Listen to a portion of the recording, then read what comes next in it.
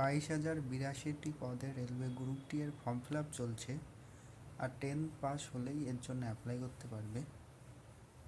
এর জন্য যেসব সিলেবাসগুলি পড়তে হবে সেগুলি হলো জেনারেল সায়েন্স 25টি প্রশ্ন 25 মার্ক, ম্যাথ 25টি প্রশ্ন 25 মার্ক, জিআই আসবে 30টি 30 mark, general awareness and current affairs 20টি 20 মার্ক, টোটাল 100টি প্রশ্ন 100 মার্ক, টোটাল টাইম থাকবে 90 মিনিট।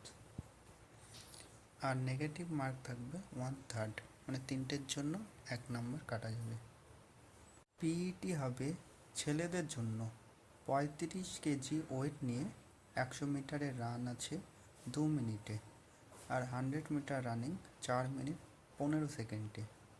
মেয়েদের জন্য 20 কেজি ওয়েট নিয়ে দৌড়তে হবে 100 মিটার 2 মিনিটে, আর 800 মিটার দৌড়তে হবে 5 মিনিট 40 সেকেন্ডে। এগুলি কোয়ালিফাই করলে তারপরে হবে ডকুমেন্টস ভেরিফাই এবং তারপরে মেডিকেল এবং তারপরে জয়েনিং। গ্রুপ ডি সম্পর্কে আরও কিছু জানতে হলে কমেন্ট করে জানাবেন।